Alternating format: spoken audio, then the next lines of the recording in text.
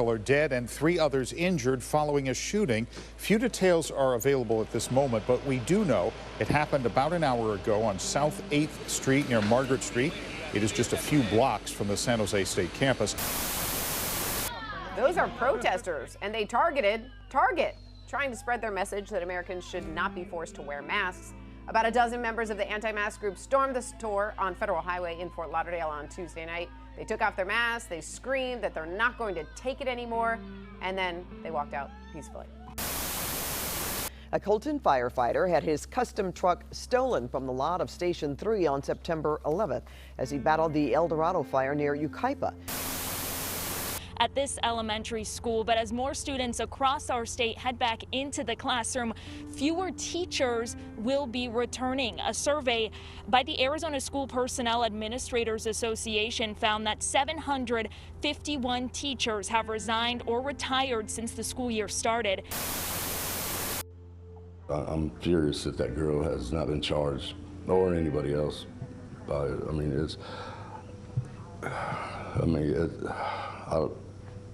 That's our justice system, I guess. That's our tax money paying.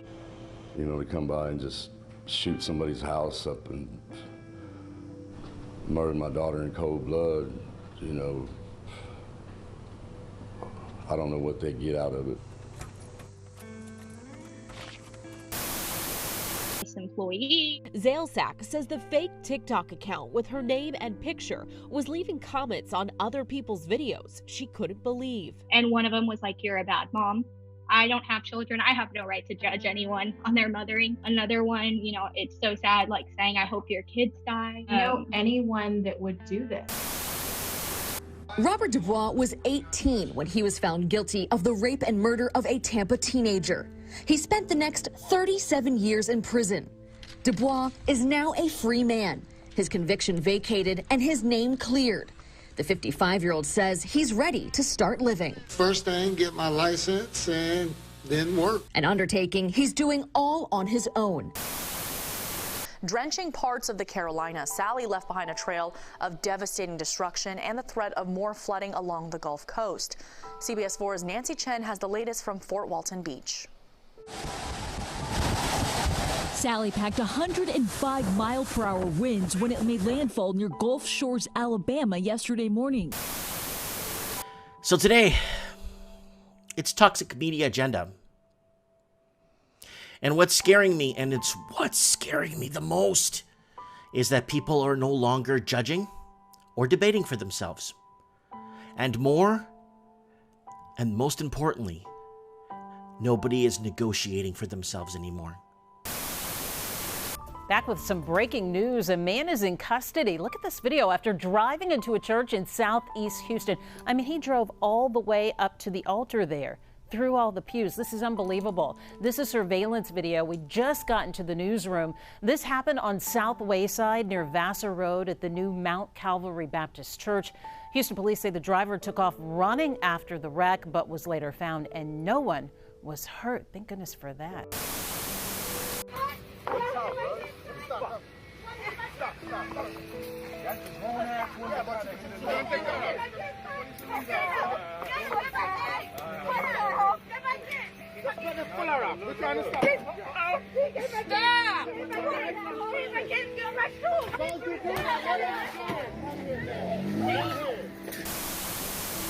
The victim called 911 more than once asking for help.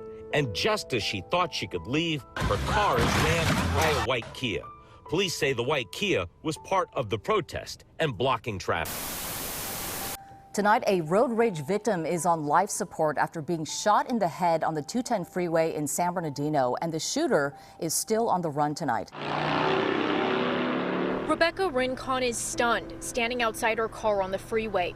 Her boyfriend, Steve Nahara, was just shot in his head as they were driving here on the 210 in San Bernardino. I want to talk about ingredients.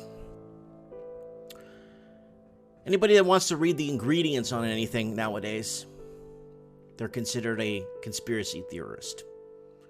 Well, what's in that injection? What's in that serum? What's the ingredients? What's in there? So, I mean, can't we make a distinction in this country that even the student, a sixth grader, said, well, hold on, teacher. Maybe Donald Trump's talking about the fact that illegal immigrants are killing Americans now. And said, oh, we're all immigrants. Shouldn't there be a delineation between legal immigration and illegal immigration? And shouldn't our kids be taught that? Of course they should, and this actually makes me sick, and it's not enough for us to just talk about it. It's something that we have to actively do something about, and obviously I work for Turning Point. This is sort of our main mission. And His Highness, the Minister of Foreign Affairs and International Cooperation of the United Arab Emirates, will sign a treaty of peace, diplomatic relations, and full normalization. They will each sign 3 copies, one in English, Hebrew, and Arabic. We kindly ask that all guests remain seated for the signing of the documents.